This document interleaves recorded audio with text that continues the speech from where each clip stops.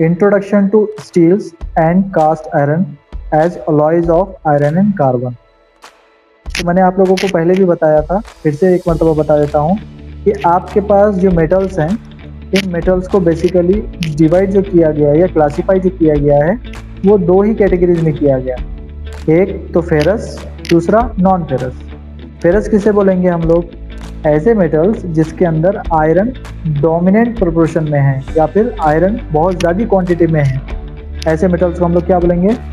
Ferrous metals.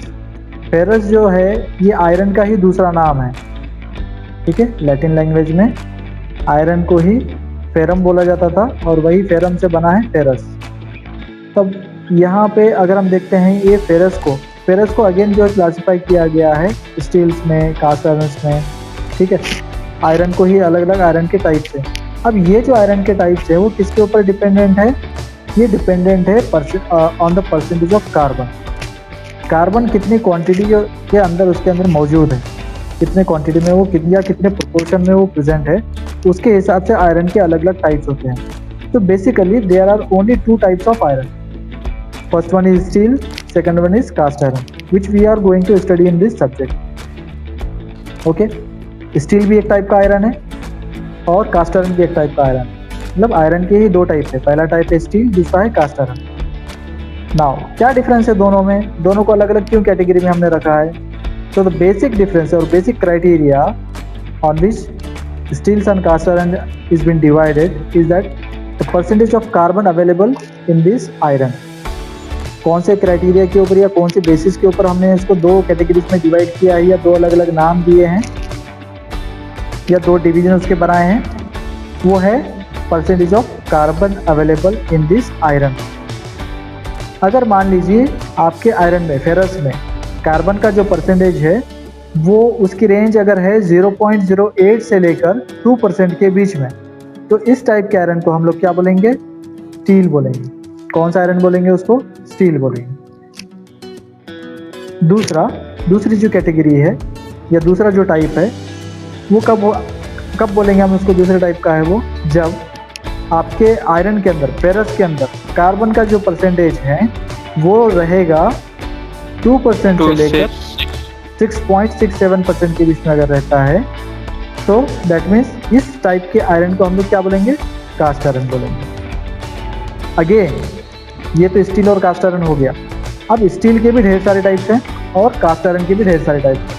तो steel के ऊपर आपका एक स्पेशल चैप्टर है इसके अंदर हमारे सिलेबस में, और कास्ट आयरन के ऊपर भी एक स्पेशल चैप्टर है। तो समझ जाओ कि ये कितना ब्रॉड इसका जो है क्लासिफिकेशन है या फिर कितना ब्रॉड जो है ये टॉपिक्स है।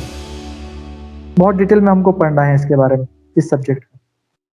तो अभी यहाँ पे किस बेसिस के ऊपर हम लोगों ने स्टील बोल रहे हैं उसको, आयरन के किस टाइप को स्टील बोल रहे हैं, and what on which basis, on which criteria we are calling it as steel. कौन से स्टील को हम लोग जो है, कौन से फेरस को हम लोग स्टील बोल रहे हैं और कौन से फेरस को कास्ट आयरन बोल रहे हैं। कितना समझ में आया आप लोगों को? Yes sir. हाँ, so the basic criteria or the basic fundamental on which these ferrous are divided is the percentage of carbon present in it. सबसे पहला जो क्राइटेरिया हो गया है कार्बन का परसेंटेज।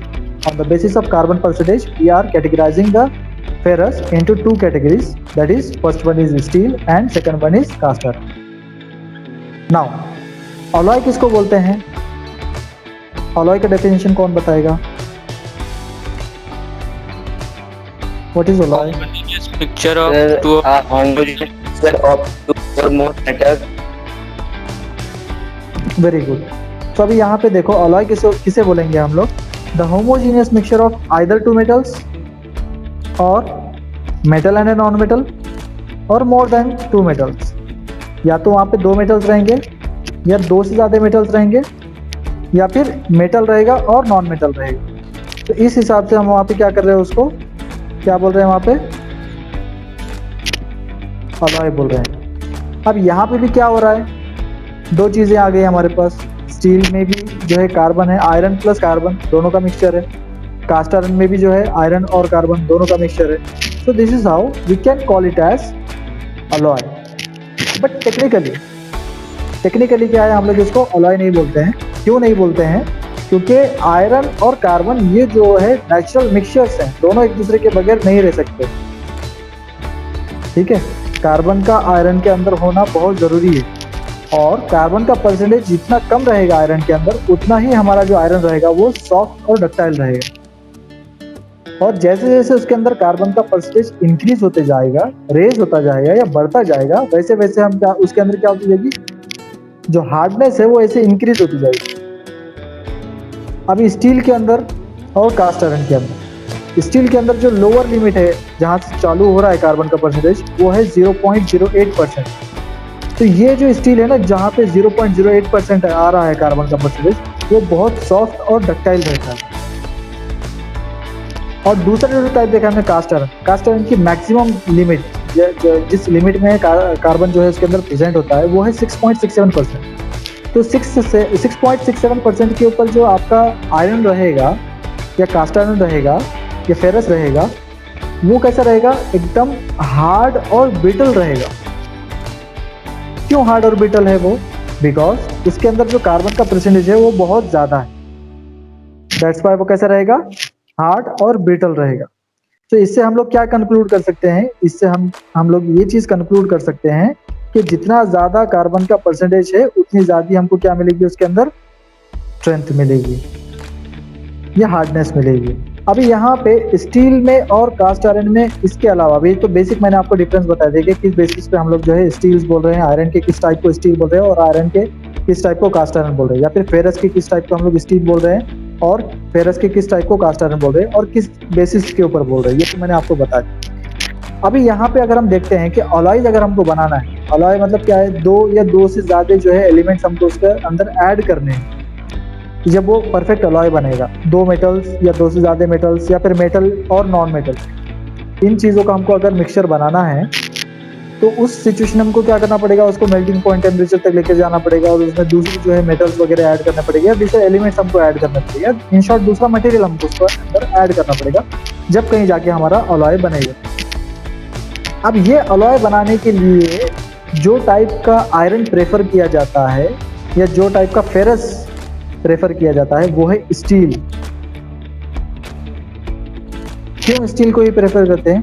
क्योंकि इसके अंदर जो कार्बन का परसेंटेज होता है वो 2% से कम होता है, जिसकी वजह से इसके अंदर सफिशिएंट स्ट्रेंथ तो होती है, सफिशिएंट हार्डनेस तो होती है, बट उसके अंदर ब्रिटलनेस नहीं रहेगी और इसके जो प्रॉपर्टीज होते हैं बहुत अच्छे रहते हैं। अब यहाँ पे हम लोग क्या कर रहे हैं, अलॉय क्यों बना रहे हैं हम लोग? For altering the properties of the material. क्यों करते हैं हम लोग अलॉय, क्यों बनाते हैं? For altering the properties of the material. अभी आपके पास दूध है, आपके पास दूध, मिल्क, यस सर, शुगर है आपके पास, यस सर, शक्कर है, टी पाउडर है, टी डस्ट, चाय की पत्ती, यस सर, है ना। ये सबको आप एक साथ खा लो, दूध पी लो, ठीक है। उसके बाद शक्कर का 1 स्पून डाल दो मुंह में, और जो है टी, जो डस्ट पाउडर है आपका, टी पाउडर जो है वो डाल दो, तो हो जाएगा, काम चल जाएगा क्या? नो सर, चीज़ें तो वही है ना सब। चाय बनाने के बजाय अगर हम सारी चीज़ें ऐसे ही ले लेंगे तो चलेगा क्या काम? नो सर, टेस्ट आएगा क्या? जैसे आना चाहिए था वैसे टेस्ट आएगा क्या? आपको पीने में एंजॉय करोगे क्या आप लोग? नहीं सर। हाँ, वही अगर हम क्या करते हैं, पहले जो हमारे पास मिल्क अवेलेबल है उसको हीट करते हैं, गर्म करते हैं, देन उसके अंदर शुगर ऐड करते हैं, देन उसके अंदर जो है टी पाउडर ऐड करते हैं और कुछ देर के लिए उसको बॉईल होने के लिए रखते हैं। उसके बाद अगर हम उसको सिप करेंगे या उसको जब पिएंगे, हम लोग सर्व करेंगे जब, फिर क्या होगा, आपको प्रॉपर टेस्ट आएगा, बराबर है? Yes sir. हाँ, पहले वाले एग्जाम्पल में था क्या, टेस्ट था क्या उसमें? डायरेक्टली अगर हम सारी चीज़ें जो है पहले दूध पी ले रहे हैं, फिर उसके बाद शक्कर खा रहे हैं, उसके बाद जो है चाय पत्ती खा रहे हैं, तो उसमें टेस्ट आ रहा था क्या? हमको नहीं आ रहा था। जब हमने सेकंड टाइम में क्या किया, उसको प्रॉपर वे में उसको बॉईल किया, पहले मिल्क को बॉईल किया, देन उसके अंदर शुगर और टी पाउडर ऐड किया, देन थोड़ी देर के लिए बॉईल किया, फिर उसके बाद अगर हम पियेंगे उसको तो हमको प्रॉपर टेस्ट आएगा। तो वैसी चीज़ यहाँ पे भी है।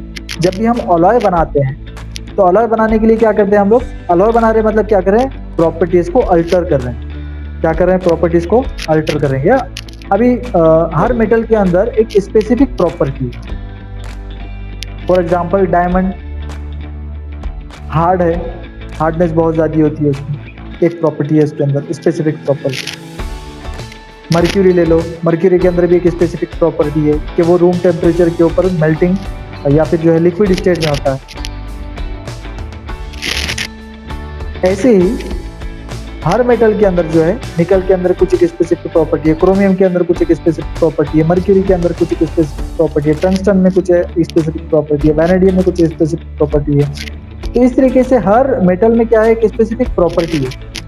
अब हमको क्या करना है, कॉम्बिनेशन चाहिए, सारे प्रॉपर्टीज का क्या चाहिए, कॉम्बिनेशन चाहिए।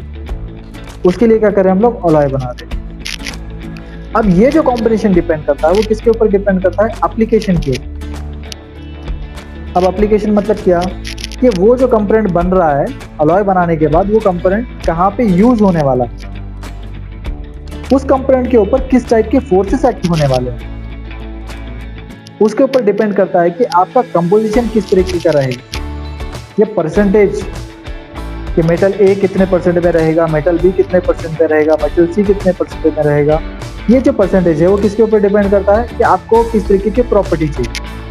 और किस तरीके की प्रॉपर्टी चाहिए वो किस पे डिपेंड करता है, वो आपके प्रोडक्ट के ऊपर डिपेंड करता है कि वो जो प्रोडक्ट है या वो जो कंपोनेंट है वो कहाँ पे यूज होने वाला है, उसके ऊपर किस टाइप के फोर्सेस एक्ट होने वाले हैं। उसके हिसाब से हम क्या करेंगे, वहाँ पे उसका जो कंपोजिशन है, उसके जो इंग्रेडिएंट्स है उसको डिसाइड करेंगे। ठीक है। अब यहाँ पे अलॉय बनाते समय हम क्या करते हैं, प्रॉपर्टीज को अल्टर करते हैं। अब अल्टर करते हैं मतलब क्या करते हैं, कुछ एक प्रोपोर्शन में हमने क्या किया, क्रोमियम ऐड कर दिया, कुछ एक प्रोपोर्शन में हमने क्या कर दिया, निकल ऐड कर दिया। तो क्या बन गया आपका, आयरन प्लस क्रोमियम प्लस निकल, ये बन गया आपका स्टेनलेस स्टील। जो आप लोग के घर में यूटेंसिल्स है ना, यूटेंसिल्स बर्तन, ठीक है, तो वो जो यूटेंसिल्स है वो क्या है, स्टेनलेस स्टील है।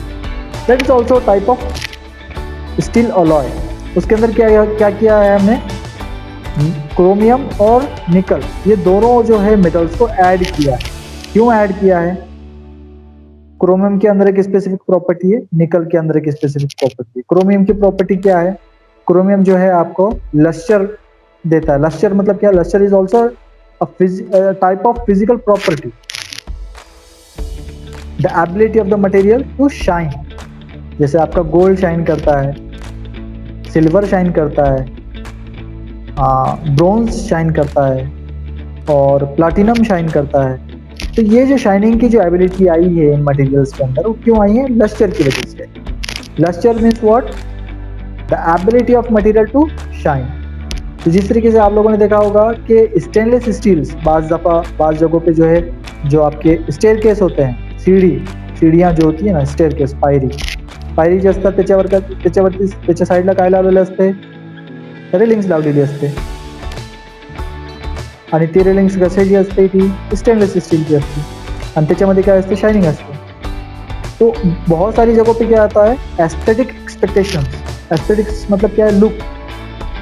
तो लुक के लिए क्या करते हैं, वहाँ पे शाइनी उसको बनाते हैं।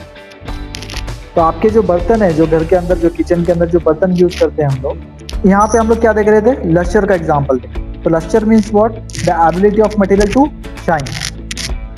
अब आपके जो यूटेंसिल्स हैं वो शाइनी सरफेस वाले होने चाहिए। तो शाइनी सरफेस मतलब क्या है, स्मूथ सरफेस।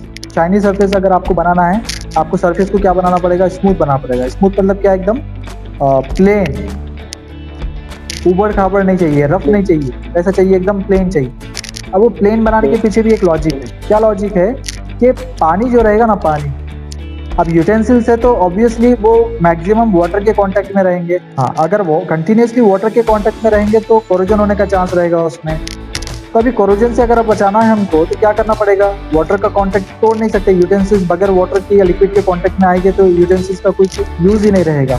तो हम क्या करते हैं, वहाँ पर जो यूटेंसिल्स है उसके सरफेस को स्मूथ बना देते हैं, एकदम प्लेन बना देते हैं, मिरर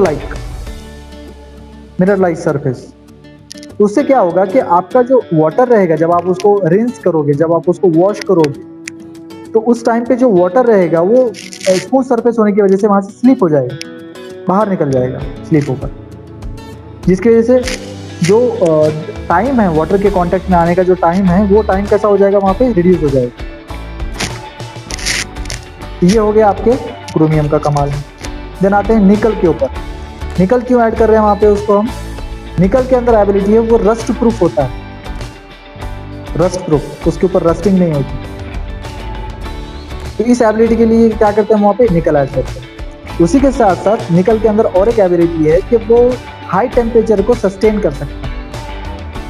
तो यूटेंसिल्स जो है किचन के अंदर यूज होने वाले वो हाई टेम्परेचर के कांटेक्ट में भी आते हैं। जब हम उसको क्या करेंगे, फ्लेम के ऊपर रखेंगे, गैस बर्नर के ऊपर रखेंगे और उसके ऊपर जब हम कुकिंग करते हैं तो ऑब्वियसली उसका टेम्परेचर क्या हो जाता है, रेज हो जाता है, बहुत ऊपर चला जाता है, 50, 60, 70, 80 अप टू 100 डिग्री सेंटीग्रेड तक चला जाता है। क्योंकि वाटर का ही बॉइलिंग टेम्परेचर कितना है, बॉइलिंग पॉइंट टेम्परेचर कितना है वाटर का, 100 डिग्री सेंटीग्रेड है। तो 100 डिग्री सेंटीग्रेड तो यूं ही वहाँ पे आमतौर पे चलाया जाता है। तो हमारे जो यूटेंसिल्स हैं उसके अंदर क्या होना चाहिए, पहले कोर्जन नहीं होना चाहिए, दूसरा क्या प्रॉपर्टी होनी चाहिए उसमें कि वो रस्ट फ्री होना चाहिए। तो ये दोनों प्रॉपर्टीज के लिए क्या करते हैं हम लोग, स्टील के साथ साथ निकल और क्रोमियम को ऐड करते हैं। तो ये एक स्पेसिफिक मैंने आपको एग्जांपल बताया है। किसका एग्जांपल है ये? स्टेनलेस स्टील का एग्जांपल है। इस तरीके से बहुत सारे अलॉयज बनते हैं। ठीक है, स्टेनलेस स्टील भी क्या है, एक टाइप का अलॉय है और इस तरीके से हम ढेर सारे अलॉयज बनाते हैं। अब ये जो अलॉयज है कैसे बनाना है, इसके अंदर कौन से मटेरियल्स का मिक्सचर लेना है, कितने कंपोजिशन में या कितने परसेंटेज में इसको लेना है, ये डिपेंड करता है उसके ऊपर किस टाइप की फोर्सेस एक्ट होने वाली। टोटली एप्लीकेशन के ऊपर डिपेंडेंट है कि आपका अलॉय किस तरीके का रहेगा या कैसे रहेगा या उसका कंपोजिशन क्या हो। तो इस तरीके से जो है अलॉयज बनते हैं और ये अलॉयज बहुत काम में आते हैं। अभी क्या होता है, एक मटेरियल में सिर्फ एक प्रॉपर्टी, हमको क्या चाहिए, मल्टीपल प्रॉपर्टी चाहिए, वो भी सिंगल मटेरियल में, सिंगल कंपोनेंट में चाहिए। तो अभी क्या करेंगे हम वहाँ पे, उस कंडीशन में क्या करेंगे हम लोग, अलॉय बनाएं। तो अलॉय बनाने से फायदा क्या होगा हमारा कि एक ही कंपोनेंट में 10 अलग अलग मटेरियल्स के प्रॉपर्टीज रहेंगे। अभी जैसा आप लोगों ने वो देखा होगा, आपका जो बल्ब है, पहले ज़माने में जो बल्ब आते थे 100 वैट के, 40 वैट के, 200 वैट के, 60 वैट के, देखा है क्या आप लोगों ने फिलामेंट वाले बल्ब? Yes sir. हाँ, उसके अंदर जो मटेरियल लगा हुआ है कौन सा मटेरियल है? तार लगा हुआ है। हाँ वेरी गुड, टंगस्टन का लगा हुआ है। तो अभी क्या होता है, टंगस्टन का क्यों लगाते हैं कि टंगस्टन के अंदर ये एबिलिटी है कि वो हाई टेम्परेचर को रेजिस्ट कर सकता है। अगर आप क्या करते हो 1 आवर के लिए वो बल्ब को क्या करते हो, स्विच ऑन रखते हो और आफ्टर 1 आवर अगर आप उसको टच करोगे तो आप बिल्कुल उसको छू नहीं पाओगे, इतना ज़्यादा गर्म हो जाएगा, हीट हो जाएगा। लेकिन वो मेटल मेल्ट नहीं हुआ, उतना ज़्यादा हाई टेम्परेचर के ऊपर भी वो मेटल क्या हुआ है, मेल्ट नहीं हुआ है। क्यों नहीं मेल्ट हुआ है? Because tungsten have the property to resist the high temperature और to withstand the high temperature. That's why वहाँ पे जो है फिलामेंट बल्ब के अंदर टंगस्टन मेटल का इस्तेमाल किया जाता है, वो तार बनाने में या जो वायर लगता है ना उसके अंदर वो बनाने में। इस तरीके से जो है अलग अलग एप्लीकेशंस के हिसाब से अलग अलग जो है यहाँ पे अलॉयज बनाए जाते हैं। आमतौर पे जो आयरन हमको मिलता है अर्थ क्रस्ट से, वो आयरन जो होता है इम्प्योर फॉर्म में होता है और उस आयरन को पिग आयरन के नाम से बुलाया जाता है। ठीक है, फर्स्ट टाइम जब हम, अभी देखो आयरन, स्टील या फिर जो है तुम्हारा गोल्ड, सिल्वर, जितने भी मेटल्स हैं ये सब के सब कहाँ से निकल रहे हैं, अर्थ क्रस्ट से निकल रहे हैं। और जब इसको एक्सट्रैक्ट किया जाता है अर्थ क्रस्ट से तो ये क्या रहते हैं, पत्थर की शक्ल में रहते हैं, स्टोन्स के फॉर्म में रहते हैं। तो उसको क्या करना पड़ता है, हमको रिफाइन करना पड़ता है। रिफाइन मतलब क्या करना, उसको छानना, उसको फिल्टर करना, फिल्टरेशन। तो फर्स्ट स्टेज जब फिल्टरेशन का किया जाता है तो जो हमको प्रोडक्ट मिलता है फिल्टरेशन के बाद वो भी बहुत इम्प्योर होता है, उसको बोला जाता है पिग आयरन।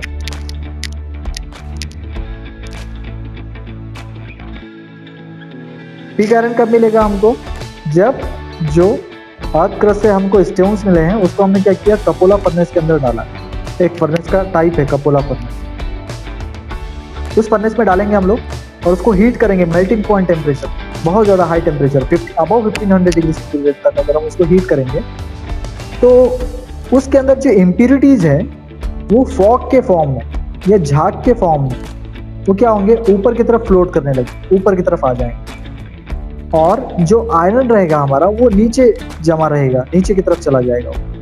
अगेन ये डेंसिटी का डिफरेंस क्यों आया है, या फिर ये इम्प्यूरिटीज ऊपर आ गए और जो है आयरन नीचे चला गया, क्यों हुआ है? वही सेम एग्जांपल जैसा एग्जांपल हमने ऑयल और वाटर का लिया था।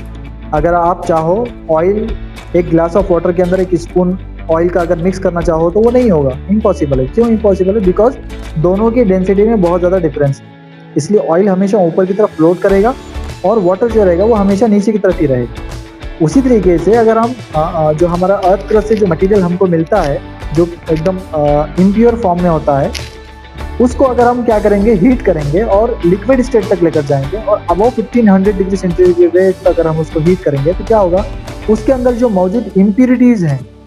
अच्छा, अभी इम्प्यूरिटी किसको बोलेंगे? इम्प्यूरिटी और अलॉय। इम्प्यूरिटी में भी क्या है, कुछ चीजें उसके अंदर है, एक से ज्यादा चीजें उसके अंदर। अलॉय में भी क्या है, एक से ज्यादा चीजें उसके अंदर मौजूद है। मगर अलॉय में क्या है, हम लोगों ने जो चीजें उसके अंदर ऐड की है वो स्पेसिफिक प्रोपोर्शन में ऐड की है, या हमको जैसा चाहिए था, रिक्वायर्ड हमारा जो कंपोजिशन का फॉर्मेट था, जिस क्वांटिटी में हमको चाहिए था, अगर हम उस क्वांटिटी में उसमें ऐड करते हैं अलग अलग मटेरियल्स, तो इस मिक्सचर को हम लोग बोलेंगे अलॉय। इम्प्यूरिटी किसको बोलेंगे? इम्प्यूरिटी में भी क्या रहेगा, अलग अलग चीजें रहेंगी, एक से ज्यादा एलिमेंट्स रहेंगे, एक से ज्यादा मटेरियल उसके अंदर रहेगा, बट वो अनवांटेड परसेंटेज में रहेगा, या हमको जो चीज़ रिक्वायर्ड थी या हमको जो परसेंटेज रिक्वायर्ड था उस प्रोपोर्शन में वहाँ पे वो चीज़ें मौजूद नहीं रहेगी। इसलिए हम उसको क्या बोलेंगे, उस मिक्सचर को क्या बोलेंगे हम लोग? इम्प्योर मिक्सचर या इम्प्यूरिटीज। आ रही है बात समझ में? अलॉय में और इम्प्यूरिटी में क्या डिफरेंस है? अलॉय में हम लोग क्या करते हैं, मिक्सचर बनाते हैं। इम्प्यूरिटी में भी मिक्सचर है, अलॉय में भी मिक्सचर है। बट अलॉय में क्या होता है, जो मिक्सचर होता है वो रिक्वायर्ड प्रोपोर्शन में होता है, हमको जिस क्वांटिटी में चाहिए उसी क्वांटिटी में हम लोग अलग अलग एलिमेंट्स को ऐड करते हैं। That's why we call it as alloy. Whereas in case of impurity, the element present in the impurity are in the doesn't required form या doesn't required percentage। हमको जिस चीज़ में रिक्वायर्ड था, मतलब जिस कंपोजिशन में रिक्वायर्ड था या जिस प्रोपोर्शन में रिक्वायर्ड था, उस प्रोपोर्शन में वहाँ पे अवेलेबल नहीं रहता है। वो अपने हिसाब से रहेंगे, कुछ भी रहेंगे। इसलिए क्या बोल रहे हैं उसको, इम्प्यूरिटी बोल। अब यहाँ पे मैंने आपको जो बताया कि कपोला फर्नेस की क्या करते हैं, अर्थ क्रस्ट से निकालकर जो मटेरियल हमारे पास आता है, रॉ मटेरियल, उसको रिफाइन करने के लिए उसमें डाला जाता है। तो रिफाइनिंग का प्रोसीजर कैसे होता है मैं आपको यहाँ पे बता देता हूँ कि कपोला फर्नेस किस तरीके से नजर आता है, स्क्रीन के ऊपर बताता हूँ मैं। ये क्या है, आपका एक फर्नेस है, फर्नेस का टाइप है। फर्नेस क्यों इस्तेमाल होते हैं, what is furnace? Furnace is a device which is used to melt the iron. ठीक है, क्या करने के लिए यूज होते हैं फर्नेसेस? फर्नेसेस अलग अलग टाइप्स के, बहुत सारे टाइप्स के, बट फर्नेस किसको बोलते हैं हम लोग? फर्नेस इज अ सेटअप और a device which is used to melt the metal and specifically iron। Metals को मेल्ट करने के लिए जो डिवाइस का या जिस मशीन का या जिस सेटअप का इस्तेमाल किया जाता है, उस सेटअप को, इस डिवाइस को या इस मशीन को हम लोग क्या बोलते हैं? फर्नेस बोलते हैं। फर्नेस के ढेर सारे टाइप। अभी यहाँ पे हम लोग जो टाइप देख रहे हैं फर्नेस का, वो है कपोला फर्नेस। ठीक है, ये कपोला फर्नेस में क्या किया जाता है, आपके मेटल को डाल दिया जाता है, डाल के उसको हीट किया जाता है। अभी हीट करने के लिए भी अलग अलग फ्यूल्स का इस्तेमाल करते हैं। बाज़ जगह पे जो है कोल का इस्तेमाल किया जाता है, बाज़ दफ़ा जो है बाज़ जगह पे लकड़ी का इस्तेमाल किया जाता है, बाज़ जगह गैस का इस्तेमाल किया जाता है, बाज़ जगह इलेक्ट्रिसिटी का इस्तेमाल किया जाता है। तो जैसे भी जो भी आपके पास फ्यूल अवेलेबल है, आपको जो भी कन्वीनियंट होता है फ्यूल, वो फ्यूल का इस्तेमाल करके आप यहाँ पे उस टाइप का फर्नेस चला सकते हैं। ओके, अब यहाँ पे क्या होता है, जब हम यहाँ पे हमारा मटेरियल डाल दिया, ऊपर से जो है डाल दिया हमने यहाँ, जो अर्थ क्रस्ट से हम लोग निकाल कर लेकर आए थे। डालने के बाद क्या हुआ, डालने के बाद क्या होगा, उसका टेम्परेचर रेज होगा। अब टेम्परेचर रेज होने के बाद क्या होगा, वो जो हमने रॉ मटेरियल उसके अंदर डाला है, जो स्टोन्स हमने डाले, इन शॉर्ट क्या डाला है हमने वहाँ पे, अर्थ क्रस्ट से क्या निकाल के लेकर आए हमने, स्टोन्स निकाल के लेकर आए जिसके अंदर मेटल प्रेजेंट था। तो उन स्टोन्स को डालने के बाद क्या होगा, वहाँ पे वो हीट होंगे, और हीट होते होते क्या होगा, एक स्टेज ऐसी आएगी या एक टाइम ऐसा आएगा कि वो सॉलिड से निकलकर लिक्विड के अंदर कन्वर्ट हो जाएंगे या लिक्विड में ट्रांसफॉर्म हो जाएंगे। कब होगा ये पॉसिबल, जब जो हमारा मिक्सचर है, जो स्टोन्स है, उसका टेम्परेचर 1500 डिग्री सेंटीग्रेड के ऊपर पहुंच जाएगा, तब होगा। और जब वो लिक्विड स्टेट में पहुंच जाएंगे तो उसके साथ साथ क्या होगा, दूसरी चीज यहाँ पे ये होगी कि उसके अंदर जो इम्प्योरिटीज प्रेजेंट किया, उसके अंदर जो अलग अलग टाइप के मटेरियल्स प्रेजेंट थे ना, वो मिक्सचर था, तो मिक्सचर में से क्या होगा, अलग अलग चीज जो है सेग्रीगेट हो जाएगी लिक्विड स्टेट में पहुंचने के साथ साथ। जो मटेरियल्स की डेंसिटी कम थी, वो मटेरियल्स क्या करेंगे, ऊपर की तरफ फ्लोट करने लगे झाग के फॉर्म में, फेंस के फॉर्म में, ठीक है, या फॉग के फॉर्म में। और जो प्योर मटेरियल है, ये प्योर मेटल है, वो क्या करेंगे, नीचे के साइड में आ जाएंगे। अब यहाँ पे इम्प्योरिटीज को जब आप निकालेंगे तो आपको क्या करना पड़ेगा, ऊपर से क्या करना पड़ेगा, आपके जो इम्प्योरिटीज है ऊपर के सेक्शन से उसको निकाल लेंगे, और नीचे जो बच जाएगा आपका वो क्या रहेगा, प्योर मेटल रहेगा। अब ऊपर के जो पोर्शन रहता है उसमें क्या क्या चीजें आती है, क्या क्या चीजें हम लोग आमतौर पे निकालते हैं उसमें, फास्फोरस, सिलिकॉन, मैग्नीज, सल्फर, ये सारी चीजें जो है नेचुरली आयरन के साथ अर्थ क्रस्ट के अंदर प्रेजेंट होती है। इन सारी चीजों को हमको निकालना है, उसके अंदर से रिमूव करना होता है। तो ये रिमूव करने के लिए जो फर्नेस का इस्तेमाल किया जाता है, उस फर्नेस को बोलते हैं हम लोग कपोला फर्नेस। उस फर्नेस के अंदर कितना टेम्परेचर रेज किया जाता है, कितना टेम्परेचर जनरेट किया जाता है, अबाउट 1500 डिग्री सेंटीग्रेड। टेक्निकली अगर हम देखेंगे तो आयरन का जो मेल्टिंग पॉइंट टेम्परेचर होता है वो होता है 1450 डिग्री सेंटीग्रेड, 1450 डिग्री सेंटीग्रेड। ये है आपका आयरन का melting point temperature. But to be on the safer side, we raise the temperature of the cupola furnace about 1500 degree centigrade, so that अगर उसके अंदर जो इम्प्योरिटीज प्रेजेंट है उसमें अगर किसी का टेम्परेचर 1450 डिग्री सेंटीग्रेड से ज़्यादा भी अगर था होगा तो वो भी क्या हो जाएगा, मेल्ट हो जाएगा। और इस तरीके से हम क्या करते हैं, उसको रिफाइन कर लेते हैं, छान लेते हैं, ठीक है। ये छानने के बाद, ये रिफाइन करने के बाद जो प्रोडक्ट हमको मिलता है उस प्रोडक्ट को बोला जाता है पिग आयरन।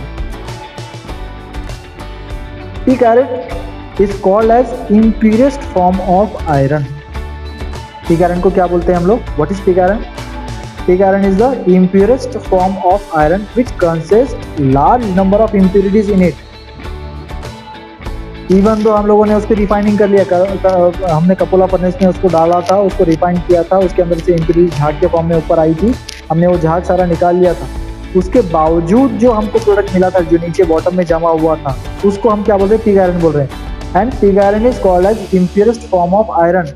अब अगेन फिर हम क्या करते हैं, उसको दूसरे फर्नेस में डालते हैं, फिर अगेन उसकी रिफाइनिंग होगी। तो स्टेज बाय स्टेज क्या होता जाएगा, उसके अंदर से जो इम्प्योरिटीज है वो रिमूव होते जाएंगे, और एक समय ऐसा आएगा कि हमको क्या मिलेगा, स्टील मिलेगा। And steel is the purest form of iron. It consist very large number of impurities in it, very small quantity of impurities. Steel क्या है?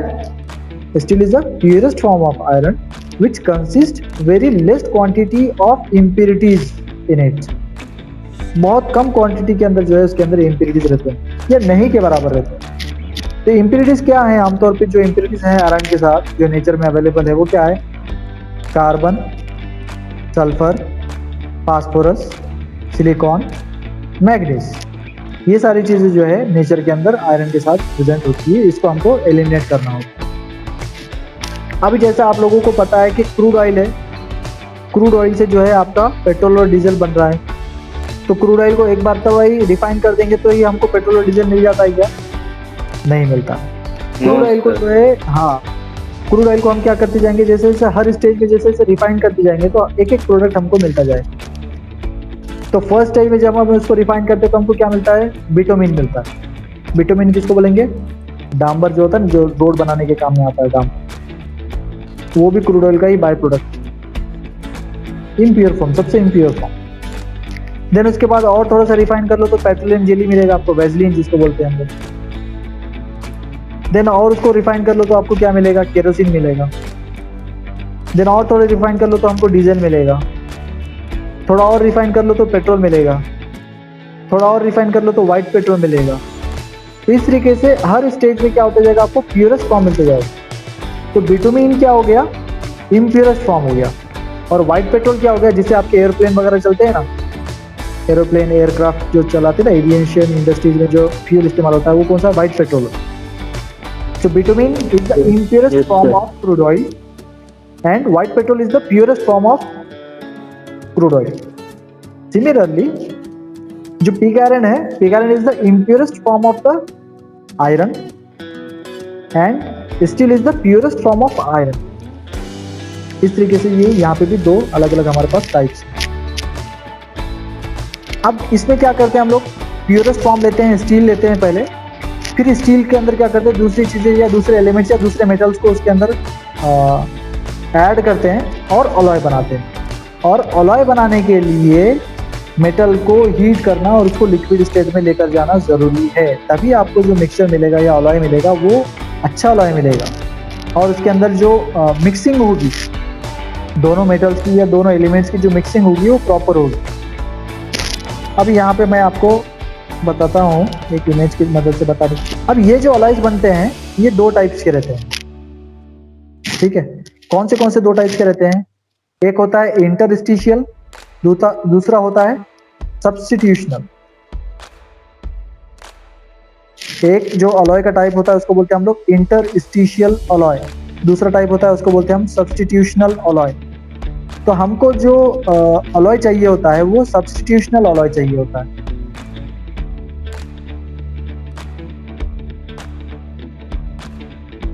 ठीक है। अब सब्स्टिट्यूशनल अलॉय क्यों चाहिए हमको, कि एक एलिमेंट मेटल ए का होना चाहिए, एक एलिमेंट मेटल बी का होना चाहिए, एक एलिमेंट मेटल ए का, अगेन एक एलिमेंट मेटल बी का। इस तरीके से अगर आपकी जो है लिंक या चेन फॉर्म होती है, इन शॉर्ट अगर हम बात करेंगे क्वांटिटी की भी, तो क्वांटिटी भी कैसी होनी चाहिए, प्रोपोर्शनेट होनी चाहिए। और इसकी जो मिक्सिंग होनी चाहिए, क्वांटिटी चलो मान लो कम ज़्यादा भी हो सकती है, लेकिन उसकी जो मिक्सिंग होनी चाहिए, जो मॉलिक्यूलर बॉन्डिंग्स बननी चाहिए वो प्रॉपर बननी चाहिए। क्रिस्टल स्ट्रक्चर जिसको देखा ना हमने पिछले लेक्चर में, क्रिस्टल स्ट्रक्चर एकदम एग्जैक्ट क्यूबिक स्ट्रक्चर का या फिर परफेक्ट स्ट्रक्चर। तो यहाँ पे क्या करना है हमको, ऐसा मिक्सचर बनाना है या अलॉय बनाना है जिसके अंदर एक एलिमेंट मेटल ए का रहेगा, एक एलिमेंट मेटल बी का रहेगा। अब यहाँ पे सब्स्टिट्यूशनल अलॉय का जो आपको डायग्राम दिखाया गया है, इसके अंदर अगर आप नोटिस करोगे तो ब्लैक कलर से एक मटेरियल को दिखाया गया है, एक मेटल को दिखाया गया है, तो इसको हम एक नाम देते हैं मेटल ए। जो स्पेयर्स आपको ब्लैक कलर के नजर आ रहे हैं, मान लीजिए वो मेटल ए के हैं, और जो स्पेयर्स आपको रेड कलर के नजर आ रहे हैं वो मेटल बी के हैं।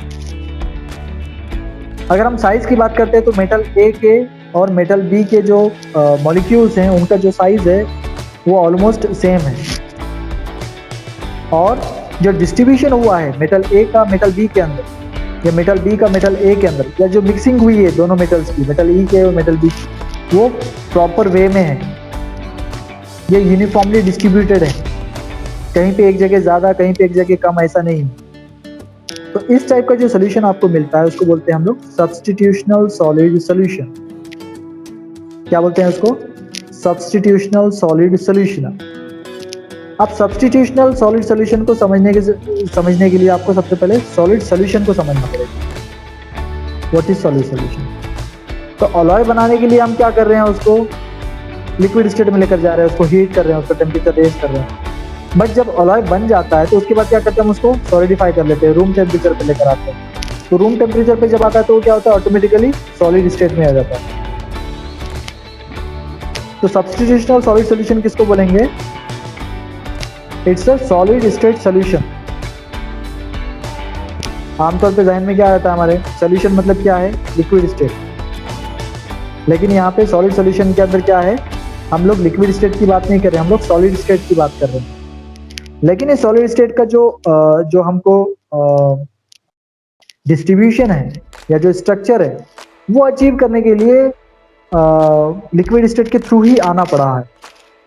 लिक्विड स्टेट में ही हमने उसको क्या किया था, हीट किया था, अलग अलग मेटल्स को उसके अंदर डाला था फर्नेस के अंदर, उसको हीट करके लिक्विड स्टेट में लेकर आया था।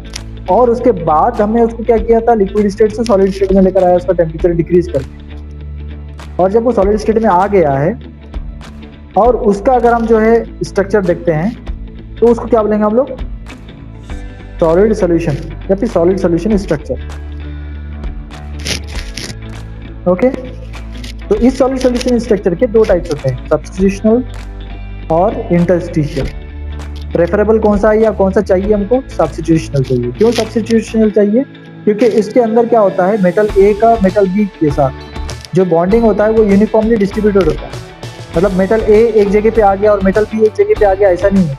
मेटल ए और मेटल बी दोनों एक दूसरे के साथ परफेक्टली मैच है, कहीं पे कम कहीं पे ज़्यादा, ऐसा नहीं, यूनिफॉर्मली डिस्ट्रीब्यूटेड। दूसरा होता है इंटरस्टिशियल। इंटरस्टिशियल में क्या होता है, मेटल ए डोमिनेंट रहता है और मेटल बी बहुत कम क्वांटिटी में रहता है, और मेटल बी जो है एक जगह पे कॉन्सेंट्रेट भी हो सकता है। ठीक है, ये सारे जो है चीजें होती है इसके अंदर। और एक एग्जांपल यहाँ पे दिया हुआ है, देखो, less number of items of the one type, substitute or that is replace some items of the more numerous types. In interstitial alloys, the different types of items are not of the same size. No substituting takes place the secondary component atoms. तो यहाँ पे interstitial में क्या है, जो size है metal ए का और मेटल बी की जो क्वांटिटी है, जो मॉलिक्यूल का साइज है, वो ऑलमोस्ट सेम। जबकि इंटरस्टिशियल में क्या हो रहा है, मेटल ए के जो साइज है मॉलिक्यूल्स के वो तो इनलार्ज्ड है, बहुत बड़े साइज के, लेकिन मेटल बी जो हमने ऐड किया था उसका जो साइज है वो बहुत छोटा है, बहुत कम। इस तरीके से जो आपको सोल्यूशन मिलेगा वो परफेक्ट नहीं रहेगी। ओके, वो अच्छा नहीं रहेगा। तो इस तरीके से यहाँ पे दो टाइप्स हैं, इंटरस्टिशियल और सब्स्टिट्यूशनल। जो प्रेफर किया जाता है वो है आपका सब्स्टिट्यूशनल, जो अवॉइड किया जाता है वो है आपका इंटरस्टिशियल। देखो यहाँ पे 3D डायग्राम की मदद से समझाया गया है, दिख रही है स्पेयर्स, येलो और ग्रे।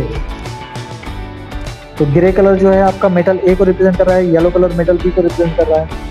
अब येलो का अगर आप साइज देखेंगे, साइज मतलब क्या है, प्रोपोर्शन, मॉलिक्यूल का साइज, तो ये छोटा है। हाँ, सेम साइज क्या होना चाहिए, ऑलमोस्ट सेम है ना। वही अगर हम दूसरे डायग्राम में देखेंगे तो इस कंपेयर करो, अभी येलो का कितना छोटा है, ये हमको एक्सेप्टेबल नहीं है। या फिर इसके जो रिजल्ट मिलेंगे हमको, ये रिजल्ट बहुत पुअर मिलेंगे, अच्छे नहीं मिलेंगे रिजल्ट। तो इस तरीके से जो है आपके दो टाइप्स के सॉल्यूशंस होते हैं, इंटरस्टिशियल और substitutional. Substitutional are more preferred, interstitial are avoided.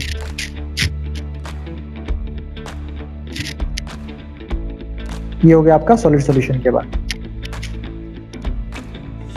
Then उसके बाद माइक्रो स्ट्रक्चर भी हम लोगों ने देख लिया था।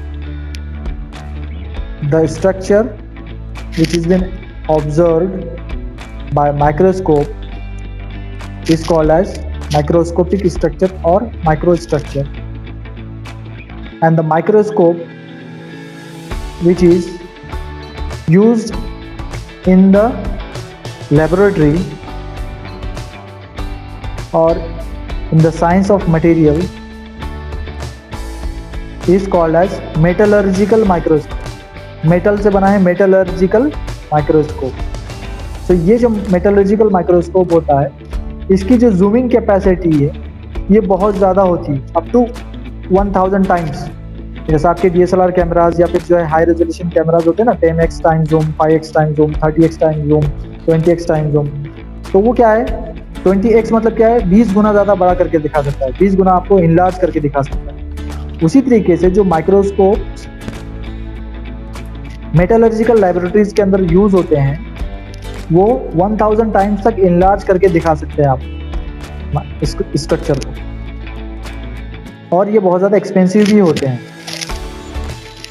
और इसको हम लोग डायरेक्टली आपके जो है कंप्यूटर डिस्प्ले के साथ भी कनेक्ट कर सकते हैं, और बहुत कम जगहों पे ये अवेलेबल है, मतलब सिर्फ जो है मेटलर्जिकल लैबोरेटरीज में चाहिए, मेटलर्जिकल लैबोरेटरीज में ही मिलेंगे आपको, और एक्सपेंसिव होने की वजह से बाकी दूसरी जगहों पे आपको देखने को नहीं मिलेगा। तो रिसर्च बेस्ड जो लोग काम करते हैं वहां पे ही आपको ये देखने को मिल सकता है। तो उस मेटलर्जिकल माइक्रोस्कोप की मदद से अगर आप देखोगे उसको, तो जो स्ट्रक्चर आपको नजर आएगा उस स्ट्रक्चर को बोलेंगे हम लोग माइक्रो स्ट्रक्चर। तो ये 25 गुना से लेकर 2000 गुना तक भी हो सकता है। मैंने आपको 1000 टाइम्स बोला था, 2000 टाइम्स तक के भी अवेलेबल है माइक्रोस्कोप्स मार्केट के अंदर। तो जैसा भी रिक्वायरमेंट है उसके हिसाब से हम अलग अलग माइक्रोस्कोप का यूज़ कर सकते हैं। जैसा पैथोलॉजी लैबोरेटरीज के अंदर भी माइक्रोस्कोप लगता है, आपका ब्लड टेस्ट, यूरिन टेस्ट के लिए जाते हैं ना आप लोग, तो ब्लड टेस्ट जो करते हैं ना वो भी माइक्रोस्कोप की मदद से ही करते हैं। बस वो जो माइक्रोस्कोप है वो पैथोलॉजिकल माइक्रोस्कोप, DMLT की फील्ड में यूज होने वाला, तो वो उसकी जो जूमिंग कैपेसिटी है वो अलग है, वो बिल्कुल अलग है, वो माइक्रोस्कोप बिल्कुल अलग है, ये माइक्रोस्कोप बिल्कुल अलग है। कैसे ये इसको क्या बोल रहे हैं हम लोग, मेटलर्जिकल माइक्रोस्कोप। इसकी जूमिंग कैपेसिटी बहुत ज्यादा रहेगी, और ये स्पेशली मटेरियल्स को एग्जामाइन करने या मटेरियल्स को स्टडी करने के लिए बनाया गया। इसको कंप्यूटर के साथ भी आप कनेक्ट कर सकते हैं, डिस्प्ले के साथ भी कनेक्ट कर सकते हैं इनलार्ज करके देखने के लिए। ओके, तो अब यहाँ पे देखो माइक्रोस्कोप के अलग अलग टाइप्स बताए हुए हैं, optical microscope, electron microscope, scanning probe microscope, x ray microscope और अल्ट्रासोनिक माइक्रोस्कोप। ये जो अलग अलग टाइप के माइक्रोस्कोप अवेलेबल होते हैं। अब ऑप्टिकल माइक्रोस्कोप किसको बोलेंगे, जिसके अंदर ऑप्टिक्स का इस्तेमाल हो रहा है। जो फिजिक्स के लैबोरेटरी में, जिन लोगों का फर्स्ट ईयर से जो लोग आए हैं, तो फिजिक्स के लैबोरेटरी में आप लोगों ने देखा होगा ऑप्टिकल माइक्रोस्कोप रखा हुआ है लैबोरेटरी के अंदर, आप लोगों ने एक्सपेरिमेंट भी किया होगा उसमें। अगर कोरोना की वजह से नहीं कर पाए होंगे तो वो अलग बात है, but any how optical microscope हमारे पास यहाँ पे अवेलेबल है कॉलेज के अंदर, लैबोरेटरी के अंदर, जिसके अंदर हम लोग क्या करते हैं, ऑप्टिक का इस्तेमाल करते हैं। ठीक है, लाइट, ऑप्टिक मतलब क्या है, लाइट का इस्तेमाल करते हैं हम लोग चीज को, या उसके अंदर जो हमारा जो वर्क पीस है उसको इनलार्ज करके देखने के लिए, उसको बड़ा करके देखने के लिए। तो इस तरीके का सेटअप होता है, आई पीस होता है आपका, और यहाँ पे जो है लेंस लगा हुआ होता है। ये स्पेसिमेन मतलब क्या है आपका, ये प्रोडक्ट है आपका, ऑब्जेक्ट है आपका, इसको देखना है आपको। तो अगर आप स्टडी करोगे हमारे रेटिना की भी, ह्यूमन आई की भी अगर आप स्टडी करोगे, तो हमको जो इमेज जो क्रिएट होती है हमारे माइंड में, वो इमेज जो है रिफ्लेक्शन है, रिफ्लेक्ट होती है। तो उसी टाइप का जो है सेम यहाँ पे फेनोमेनन यूज कर रहे हैं, रिफ्लेक्ट कर रहे हैं उसको। लाइट, यहाँ पे लाइट सोर्स है, लाइट इमिट हो रही है, और यहाँ पे एक ग्लास रिफ्लेक्टर लगाया हुआ है। ये ग्लास रिफ्लेक्टर लाइट को रिफ्लेक्ट कर रहा है हमारे स्पेसिमेन के ऊपर, ऑब्जेक्ट के ऊपर, जिसकी वजह से ये आपको क्लियरली नजर आ रहा है। ऑब्जेक्ट कैसा नजर आ रहा है, एकदम क्लियर नजर आ रहा है, डार्क नहीं नजर आएगा, वहाँ पे लाइट नहीं, प्रॉपर लाइट वहाँ पे मिलेगी। फिर आप यहाँ पे जो है आपके आई पीस के अंदर लेंसेस लगे हुए होते हैं, मैग्नीफाइंग ग्लासेस, वो आपको क्या करते हैं, इनलार्ज करके दिखाते। ऑब्जेक्ट को कैसे दिखाते, इनलार्ज करके दिखाते मैग्नीफाइंग ग्लासेस। और ये जो लाइट है, ये ऑप्टिक्स है, ये क्या कर रहा है, आपको क्लियर विजिबिलिटी को क्लियर कर रहा है, ज़्यादा विजिबल बना रहा है, इसकी विजिबिलिटी को इंक्रीज कर रहा है लाइट सोर्स। तो this is how your optical microscope works. तो देखो इस तरीके का माइक्रोस्कोप होता है। जो लोग 11-12 कर आए हैं उन लोगों ने भी पढ़ा है, अपने 11-12 में भी पढ़ा है। जो लोग फर्स्ट ईयर कर आए हैं उन लोगों ने भी देखा ये माइक्रोस्कोप। तो इसके अंदर देखो, अगर आप यहाँ पे मल्टीपल जो है लेंसेस लगे हुए हैं, अलग अलग लेंसेस लगे हुए हैं। अब depending upon the type of object और स्पेसिमन, आपके पास किस टाइप का स्पेसिमन है, उसके हिसाब से यहाँ पे हम लोग क्या करेंगे, यहाँ पे आपके लेंस का यूज़ करेंगे। किसी में देखोगे कि 1 रहेगा, किसी में 2 देखोगे, किसी में 3 देखोगे, किसी में 5 भी रहते हैं। तो जितने ज़्यादा लेंसेज है, मतलब उतना ज़्यादा उसका जो है रेंज ऑफ एप्लीकेशन, मतलब उतने ज़्यादा टाइप के प्रोडक्ट्स के ऊपर वो काम कर सकता है, तो उसका प्राइस उतना ज़्यादा बढ़ जाएगा। जितने ज़्यादा लेंसेज रहेंगे उतना ज़्यादा उसका प्राइस रहेगा, जितने कम लेंसेज रहेंगे उतना कम प्राइस रहेगा। जितने ज़्यादा लेंसेज रहेंगे उतना ज़्यादा वैरायटी ऑफ स्पेसिमेंस या वैरायटी ऑफ प्रोडक्ट्स के ऊपर वो यूजफुल रहेगा। जितने कम लेंसेज रहेंगे उतने कम प्रोडक्ट या इतने कम स्पेसिमेंस के ऊपर जो हो यूजफुल रहेगा। ये आर्म है, इसके अलग अलग हम पार्ट्स की अगर बात करते हैं तो ये आर्म है, ये नोज पीस है, ये ऑब्जेक्टिव्स हैं, ठीक है, ये बॉडी ट्यूब है, ये सर्कुलर लेंस है आपका, ठीक है, और ये क्या है आपका डायफ्राग्राम है, ये स्टेज है, टेबल, इसके अंदर ये क्लैंप लगाए हुए हैं फिटिंग्स प्रोवाइड करने के लिए, हमारे स्पेसिमेन को होल्ड करने के लिए। एडजस्टमेंट के लिए यहाँ पे स्क्रू दिया हुआ है, ठीक है, ये बेस है आपका, ये लाइट सोर्स है, यहाँ पे नीचे से जो है लाइट आ रही है। तो इस तरीके से जो है आप यहाँ पे उसको ऑप्टिकल माइक्रोस्कोप की मदद से कोई भी चीज़ को ऑब्जर्व कर सकते हैं। यहाँ पे देखो, यहाँ पे प्रोडक्ट रखा हुआ है, स्पेसिमेन रखा हुआ है। तो जिस ऑब्जेक्ट को हम लोग एग्जामाइन करते हैं उस ऑब्जेक्ट को स्पेसिमेन के नाम से बुलाते हैं, या उस ऑब्जेक्ट को क्या बोला जाता है, स्पेसिमेन बोला जाता है। देखो इस तरीके से यहाँ पे देखा जाता है। ये आपके आई पीस है, आई पीस की मदद से यहाँ पे देख सकते हैं, यहाँ पे लेंस लगा हुआ है, ये टेबल है आपका डायफ्राग्राम, इसके ऊपर क्लैंप की मदद से लाइट का सोर्स नीचे से लगा हुआ है, नीचे से लाइट आ रही है। एडजस्ट करने के लिए और थोड़ा क्लियर करने के लिए यहाँ पे ये जो स्क्रू दिया हुआ है इसकी मदद से आप क्या कर सकते हैं, यहाँ पे एडजस्टमेंट कर सकते हैं, फाइन एडजस्टमेंट।